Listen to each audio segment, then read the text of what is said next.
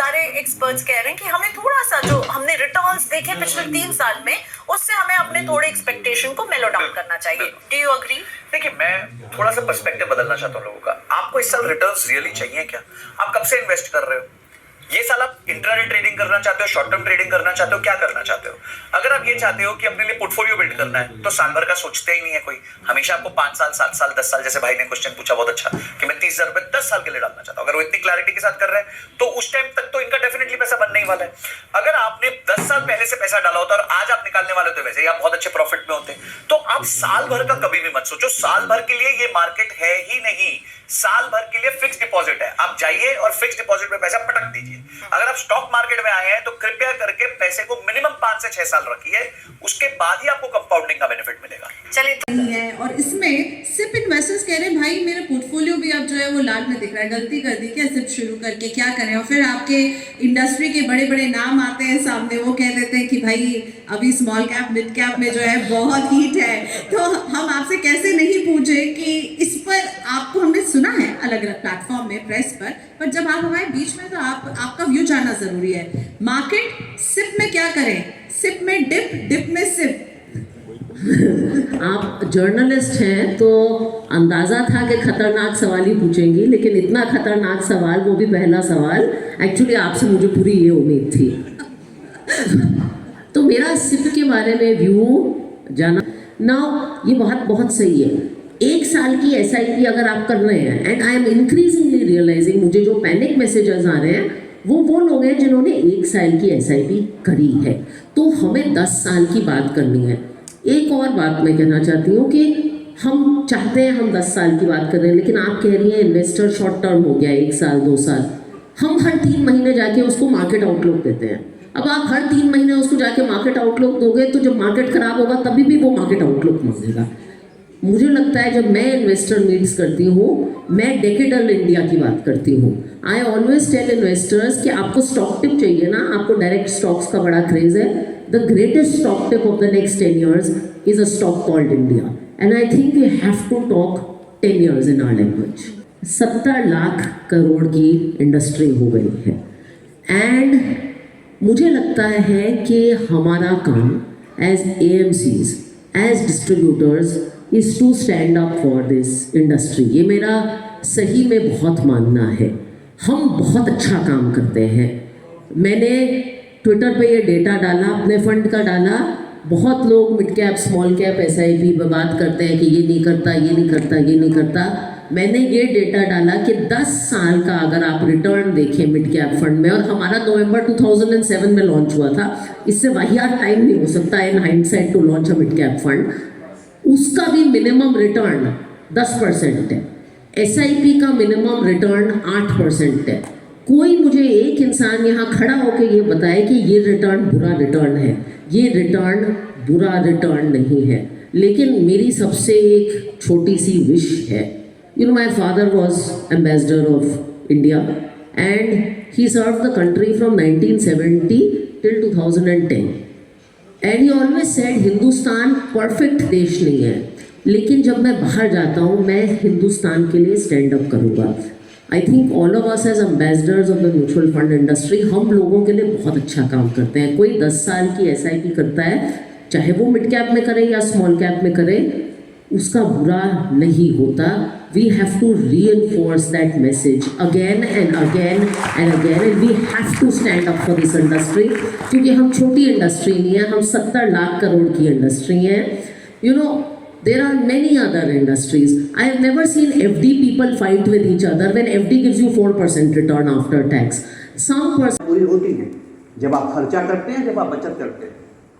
बताइए, आपकी हर इच्छा, आपकी हर कामना तब पूरी होती है जब आप खर्चा करते हैं। और आप जानते हैं निवेश का मतलब क्या है? निवेश का मतलब बचत का प्रबंधन नहीं है दोस्तों। निवेश का मतलब है खर्चे की ताकत को हासिल करना। अब मुझे बताइए, आपसे खूबसूरत काम क्या हिंदुस्तान में कोई करता है? आप अपने ग्राहक को खर्चा करने की ताकत देते हैं, आप अपने ग्राहक को कामना और इच्छाएं पूरी करने की ताकत देते हैं। इसी को तो गोल सेटिंग कहते हैं। क्या है गोल सेटिंग? कामनाएं पूरी करना, इच्छाएं पूरी करना। जिसकी कामनाएं पूरी नहीं होती, इच्छाएं पूरी नहीं होती, उसकी आत्मा भटकती रहती है। आप जानते हैं इस बात को। आप इतना खूबसूरत काम कर रहे हैं। जॉन कैनेडी के पिताजी जोसेफ कैनेडी अच्छे इन्वेस्टर थे, अमेरिका के सबसे बड़े स्पेकुलेटर्स और इन्वेस्टर्स में उनको शुमार होता था। उनकी इच्छा हुई, खाना खाया, खाना खाने के बाद हम टहलने निकल जाते हैं। वो टहलने निकले, वॉल स्ट्रीट से बाहर निकले टहलने के लिए। टहल रहे थे तो एक शू शाइन वाला, जूते चमकाने वाला, शू पॉलिश करता है, वो बैठा हुआ था और उसने कहा, साहब जूते खराब दिख रहे हैं, आप पॉलिश करवा लीजिए। टहलने निकले थे, साथ में सेक्रेटरी था, उन्होंने कहा ठीक है, मेरा जूता तुम शाइन कर दो। वो जूते लेके खड़े हैं, वो जूता चमका रहा है और चमकाते चमकाते बोलता है, साहब ये शेयर लिया है आपने, सुना है बहुत चलने वाला है। ये शेयर लिया है आपने, सुना है बहुत चलने वाला है। उसी वक्त वो अपने सेक्रेटरी को बोलते हैं, जाओ और ब्रोकर को बोलो कि मेरे सारे शेयर्स बेच दे। जाओ और सेक्रेटरी को बोलो मेरे सारे शेयर्स बेच दे। मुझे बताइए दोस्तों, उन्होंने ऐसा क्यों कहा? क्योंकि जो पॉलिश करने वाला है और ये समझने की जरूरत है दोस्तों, ये समझने की जरूरत है। मैं आपको एक घटना सुनाता हूं मेरे घर की और अपनी बात खत्म करता हूं कि आने वाला हिंदुस्तान कैसा होगा। ध्यान से समझने की जरूरत है। कुछ चंद वर्षों पहले की बात है, तब मेरी माँ थी, आज अब तो दुनिया में नहीं है। मेरे घर की नाली चौक हो गई। अब नाली चौक हो जाती है तो आप घर में कुछ काम नहीं कर सकते हैं, बाथरूम को इस्तेमाल नहीं कर सकते हैं, किचन को इस्तेमाल नहीं कर सकते हैं। मेरी पत्नी बहुत चिंतित हुई। उसने घर में हमें जो सफाई में मदद करता है उसको फ़ोन किया। उसका भाग्य अच्छा था कि वो 10 मिनट में आगे आसपास रहा होगा। फटाफट वो साइकिल से पहुंचा और कहा कि मैडम क्या है, क्या तकलीफ है कि ये नाली ब्लॉक हो गई है, अभी साफ़ कर देता हूँ। और 15 मिनट में उसने नाली को साफ़ कर दिया। और साफ़ करने के बाद बोलता है, हाथ वाथ धोने के बाद, मैडम 500 रुपये। मेरी वाइफ गवर्नमेंट टीचर हैं, कहती हैं कि मैं इतनी मेहनत करती हूँ, 8 घंटे बच्चों को पढ़ाती हूँ, इलेक्शन का काम करती हूँ, यूपीएससी एसएससी के भी काम करती हूँ, डेटा का भी काम करता हूँ, समाज कल्याण का काम करती हूँ, तब सरकार जो तनख्वाह देती है उसमें भी 15 मिनट के 500 नहीं मिलते हैं। और तुम्हें 15 मिनट में इस काम के 500 रुपये चाहिए, तुम 200 रुपये ले लो, वो वाजिब है। वो कहता नहीं, लगेंगे तो 500 रुपये ही लगेंगे। उनकी बहस सुन के मेरी माँ बाहर आती है। मेरी माँ पूछती है, बहू क्या हुआ? तो मेरी पत्नी कहती है कि माँ ये आयत है और उन्होंने नाली साफ की और 500 रुपये मांग रहे हैं। माँ नाली को देखती है, फिर उसकी शक्ल देखती है और मेरी पत्नी से कहती है, वैसे तो इस काम का वाजिब कीमत 20 रुपया है, पर तूने 200 बोला है तो 50 दे दे। तो 50 दे दे। अब मैं इस बहस में मत जाइए, कौन सही है कौन गलत है, वो बहस बेमानी है, ठीक है। अब वो बहस कर रहे हैं, इतने में मेरा बेटा कॉलेज से आ गया। बेटा तुरंत समझ गया क्या हो रहा है। बेटा मेरी माँ अपनी माँ का हाथ पकड़ के घर के अंदर लेके जाता और कहता, माँ एक बात बताओ, ये 10 मिनट में आ गया, नहीं आता तो क्या तुम दिन भर कुछ काम कर सकती थी? तुम्हें कितना तनाव होता था? क्या तुम्हारे पास दूसरा विकल्प है? क्या तुम ये खुद काम कर सकती थी? मेरी पत्नी ने कहा, नहीं मैं कुछ भी नहीं कर सकती थी, और वो नहीं आता तो बहुत दिक्कत हो जाती।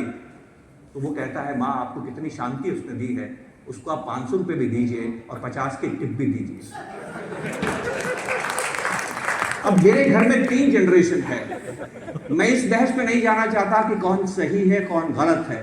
मैं सिर्फ आपको एक बात कहना चाहता हूँ, आप 2025 में निवेश कर रहे हैं। 2030 का हिंदुस्तान, 2035 का हिंदुस्तान, 2040 का हिंदुस्तान मेरे बच्चे के कंधे पे निर्भर करता है कि माँ के कंधे पे। ये समझने की बात है। मेरी माँ तो दुनिया में। आप आने वाला समय कैसा देखते हैं, इसके लिए आपको बड़ों को नहीं देखना। हम सभी अपने वक्त में जीते हैं दोस्तों, हम सभी अपने वक्त में जीते हैं। हमें बच्चों से सीखना है। और मैंने एक बात गौर से दुनिया में देखी है, हर नया मोबाइल पिछले से अच्छा होता है। तो हमारे बच्चे हमसे ज़्यादा होशियार हैं, इस बात से सावधान रहिए। आपको नॉर्मली लगता है कि नहीं हम ज़्यादा समझते हैं बच्चों से, ऐसा नहीं है। उनके पास हमारी समझ तो है ही और उनके पास बहुत ज्ञान भी है। तो हिंदुस्तान की जीडीपी ग्रोथ रेट क्यों होगी, मैंने अपने बच्चे से सीखी है। वो खर्च करता है, दिल खोल के खर्च करता है। मैं कहता हूँ बेटा ऐसा खर्च मत किया कर, ये बुरी बात है। एक दिन बुलाया, 15 मिनट का भाषण दिलाया, देख मेरी जिंदगी से सीख, मैं क्या करता हूँ, पैसा बचाता हूँ और निवेश करता हूँ, पैसे से पैसा बनाने की कोशिश करता हूँ। वो मुझे कहता है, पिताजी मेरा 15 मिनट का भाषण सुनने के बाद में ईमानदारी से एक बात का जवाब दीजिएगा। मैंने कहा, हाँ बेटा बोल, ये जो आपने पोर्टफोलियो बनाया है और जैसी आपकी जीने की आदतें हैं, ये आप खर्च कर पाएंगे क्या? ये भी मुझे ही करना है। उसने गलत बोला या सही बोला?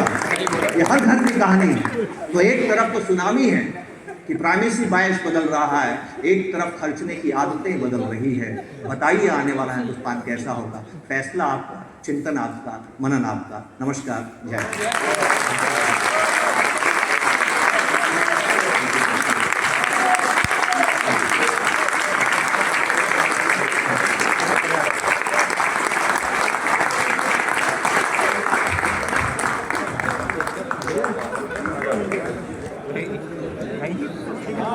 समझ गया सही बात है I think we are all speechless now.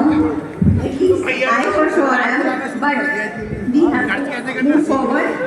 I would request Ajay Sharma ji and Sanjay Bhan ji to please